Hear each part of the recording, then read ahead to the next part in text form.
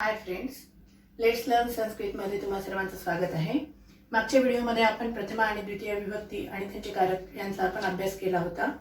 आज आपण तृतीय विभक्ती आणि त्याचे कारक करण याचा आपण अभ्यास करणार आहोत. इथे तृतीय विभक्ती आणि त्याचं कारक करण.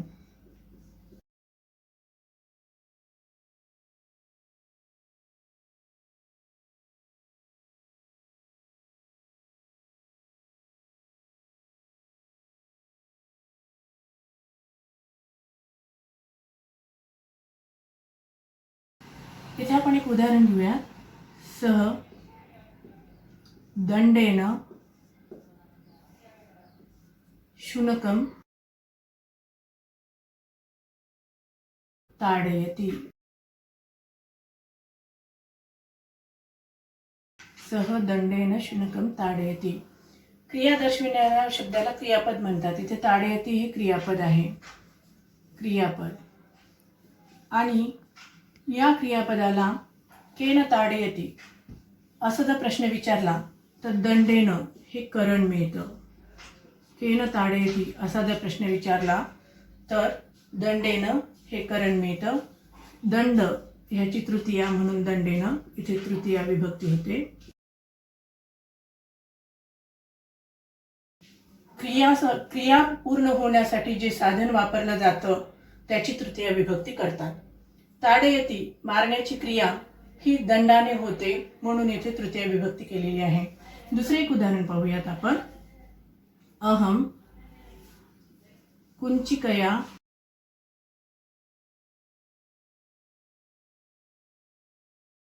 तालम उद्घाटयामि. अहम कुंचिकया तालम उद्घाटयामि.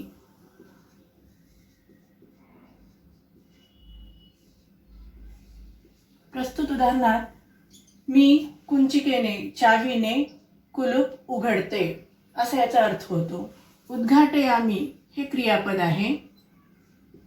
केन उद्घाटयामि असा जर प्रश्न विचारला तर कुंचिकया असं इथे उत्तर मिळतं. आणि हे आहे साधन, क्रिया पूर्ण होण्याचं साधन ज्याला आपण करण म्हणतो.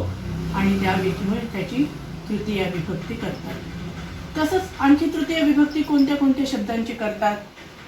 भावनासूचक शब्दांची देखील तृतीय विभक्ती करतात. भावनासूचक शब्दांची तृतीय विभक्ती करतात. उदाहरणार्थ शिक्षकः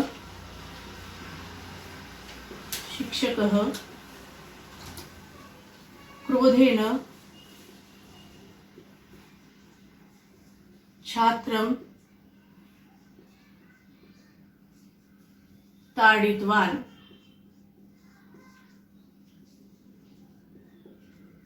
शिक्षकः क्रोधेन छात्रं ताडितवान्. येथे शिक्षक रागाने विद्यार्थ्याला शिक्षकाने विद्यार्थ्याला रागाने मारले असा याचा अर्थ होतो. ताडितवान या क्रियापदाला सांगितलेली क्रिया ही क्रोधाने झालेली आहे. आणि क्रोध हा भावनासूचक शब्द आहे म्हणून हा भावनासूचक शब्द असल्यामुळे इथे तृतीया विभक्ती होते. तृतीया विभक्ती होते. अजून मित्रांनो कोणत्या कोणत्या शब्द आले असता तृतीय विभक्ती होते ते आपण पाहूयात.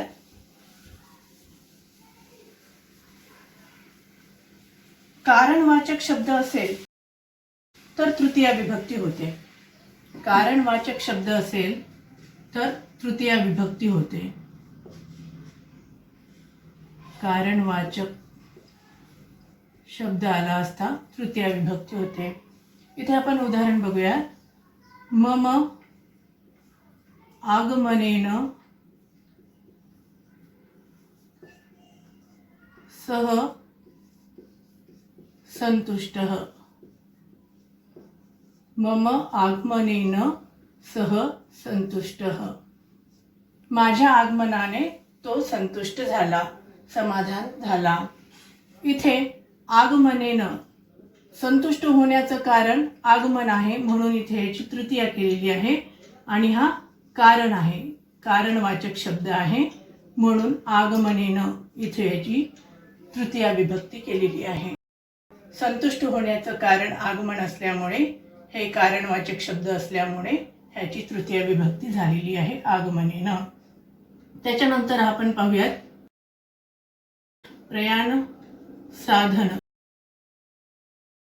प्रयाण साधन वाचक शब्द असेल तर तृतीय विभक्ती होते. प्रयाण साधन म्हणजे काय? ज्या प्रयाण करण्यासाठी जे वाहन वापरले जाते त्याला प्रयाण साधन शब्द म्हणतात. उदाहरण पाहूयात आपण. छात्रः द्विचक्रिकया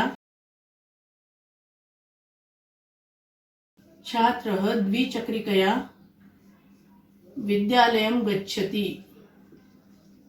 विद्यालयं गच्छति.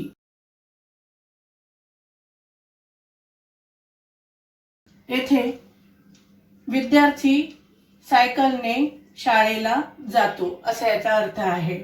इथे प्रयाण करण्याचं साधन कोणतं आहे? द्विचक्रिका. वाहन कोणतं आहे? द्विचक्रिका. आणि म्हणून ह्या द्विचक्रिका आकारांत स्त्रीलिंगी शब्दाची तृतीया झालेली आहे, म्हणून इथे तृतीया विभक्ती केलेली आहे. तसेच कर्मणी प्रयोगामध्ये पण कर्त्याची तृतीया विभक्ती करतात. कर्मणी प्रयोगात कर्त्याची तृतीया विभक्ती करतात. इथे आपण एक उदाहरण पाहूया. तृतीया विभक्ती करतात. गणेशेन मोदकाः खाद्यन्ते. खाद्यन्ते. गणपतीने मोदक खाल्ले किंवा खातो. गणेशेन मोदकाः खाद्यन्ते. गणपती मोदक खातो. इथे कर्मणी प्रयोग आहे, कर्मवाच्यम कर्मणी प्रयोग आहे आणि कर्मणी प्रयोगामध्ये नेहमी कर्त्याची तृतीय विभक्ती होते, म्हणून गणेशेन ही तृतीय विभक्ती झालेली आहे. तसेच मित्रांनो, कोणत्या कोणत्या अव्ययाला तृतीयेची अपेक्षा असते ते आपण पाहणार आहोत. कोणत्या कोणत्या अव्ययांना तृतीयेची अपेक्षा असते ते आपण पाहणार आहोत.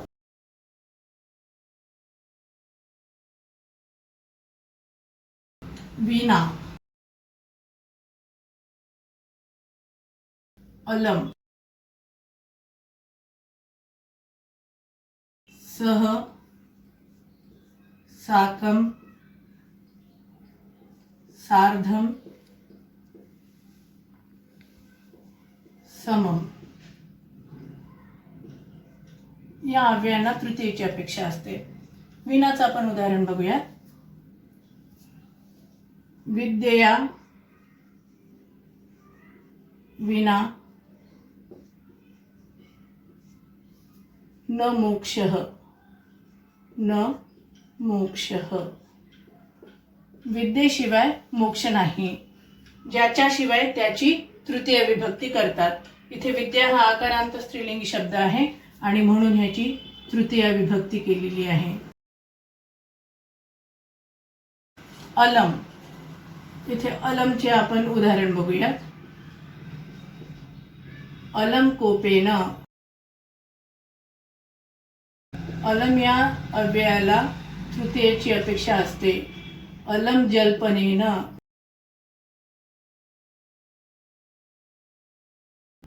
याचा अर्थ आहे क्रोध पुरे, बडबड पुरे असा याचा अर्थ होतो आणि म्हणून अलम कोपेनं, अलम जल्पनेनं, अलम या शब्द अव्ययाला तृतीयेची अपेक्षा असते, म्हणून जल्पनेनं आणि कोपेनं असं झालेलं आहे.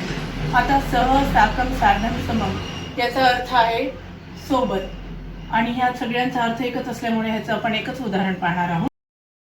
अथर्वः मित्रेण सह. मित्रेण सह साकम, सार्धम, समम चित्रपटं पश्यति, चित्रपटं पश्यति।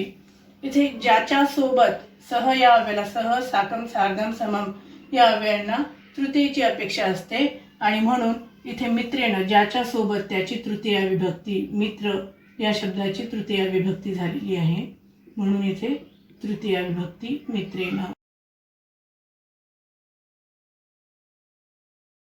मित्रांनो, तुम्हाला माझा हा आजचा व्हिडिओ आवडला असेल तर जरूर लाईक, शेअर, सबस्क्राईब करा आणि पुढच्या 2-3 पार्टमध्ये मी कारक आणि विभक्ती सप्तमीपर्यंतची पूर्ण घेणार आहे आणि त्यानंतर तुम्हाला जर कोणत्या दुसऱ्या विषयावरती आवश्यकता वाटत असेल तर मी तो विषय पण शिकवायला तयार आहे। थँक्यू।